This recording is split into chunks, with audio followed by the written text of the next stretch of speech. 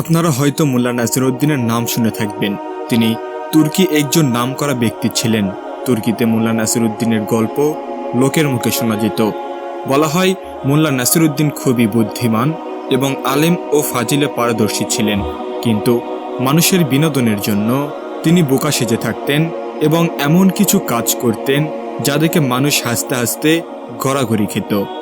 তবে তার কাজগুলো ছিল শিক্ষণীয় এবং আল্লাহর সন্তুষ্টি অর্জনের জন্য। মোল্লা নাসিরউদ্দিনের একজন ধনী ইহুদি প্রতিবেশী ছিল, মানে মোল্লা নাসিরউদ্দিন যেখানে বসবাস করত সেখানে একজন কৃপণ ইহুদি বসবাস করত।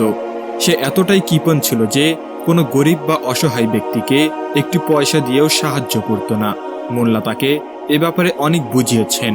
মোল্লা বলেন, আল্লাহ তোমাকে অনেক ধন সম্পদ দিয়েছেন, তা দিয়ে গরিব এবং অসহায় ব্যক্তিকে সাহায্য করো। কিন্তু ওই ইহুদি মোল্লার কোনো কথাই শুনেনি। শেষ পর্যন্ত মোল্লা নাসিরউদ্দিন তাকে উচিত শিক্ষা দেওয়ার জন্য একটি উপায় বের করেন।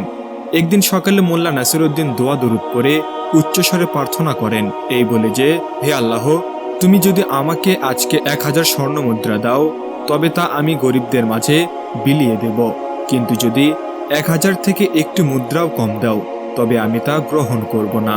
কৃপণ ইহুদি এই দোয়া শুনে এবং ভাবে মোল্লা নিজেকে অনেক ইমানদার মনে করে, তার ইমানদারি নষ্ট করা উচিত। এরপর সে একটি থলেতে 999টি স্বর্ণ মুদ্রা দেয়। যখন নাসিরউদ্দিন প্রার্থনা করছিল তখন তার বাড়িতে ওই থলেটি ছুঁড়ে মারেন। মোল্লা নাসিরউদ্দিন দ্রুত গিয়ে থালাটি উঠিয়ে নেয়।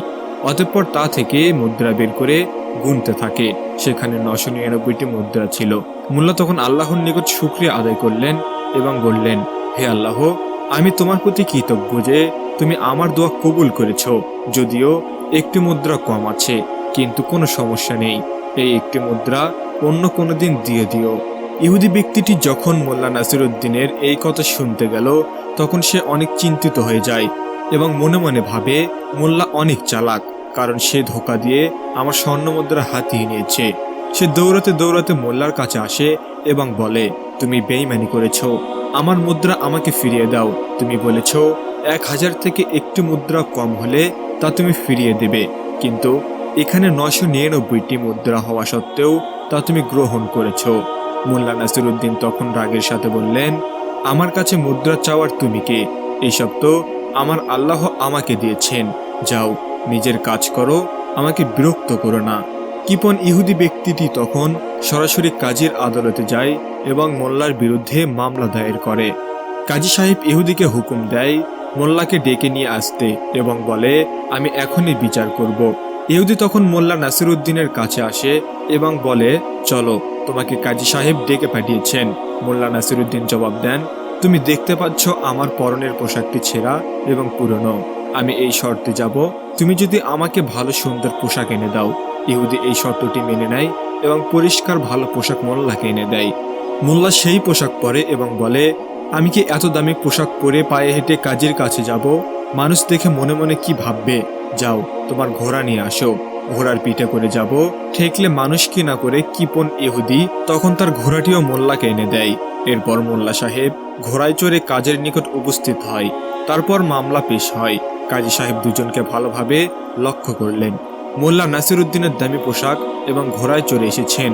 অপরদিকে ইহুদি ব্যক্তিটির পোশাক ও চেহারা দিকে বোঝা যাচ্ছে সে পায়ে হেঁটে এসেছে। এরপর ইহুদি তখন পুরো ঘটনাটি খুলে বলল।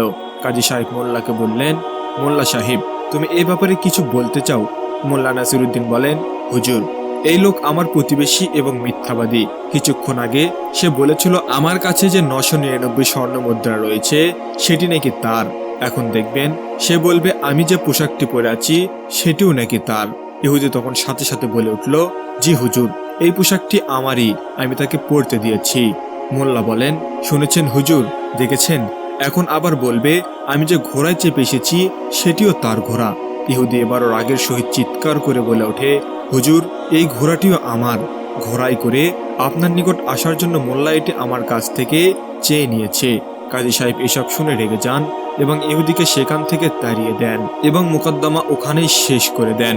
এরপর সেই কৃপণ ইহুদি ব্যক্তিটি নাসিরউদ্দিন মোল্লার বাড়িতে যায় এবং তার জিনিসগুলো ফেরত পাওয়ার জন্য মোল্লার কাছে হাত জোর করে মিনতি করতে থাকে। এরপর নাসিরউদ্দিন মোল্লা একটি শর্ত তাকে স্বর্ণমুদ্রা, পোশাক ও ঘোড়া ফিরিয়ে দেন। সেই শর্তটি হচ্ছে এই স্বর্ণমুদ্রা থেকে হাফ ভাগ স্বর্ণমুদ্রা গরিব দুঃখীদের মাঝে বিলিয়ে দিতে হবে এবং সবসময় অসহায় ব্যক্তিদের পাশে থাকতে হবে। তো বন্ধুরা, এই ছিল আজকের ভিডিওটি কেমন লেগেছে অবশ্যই আমাদের কমেন্টে জানাবেন। নাসিরউদ্দিনের জীবনে ঘটে যাওয়া এটি একটি চমৎকার সত্য ঘটনা।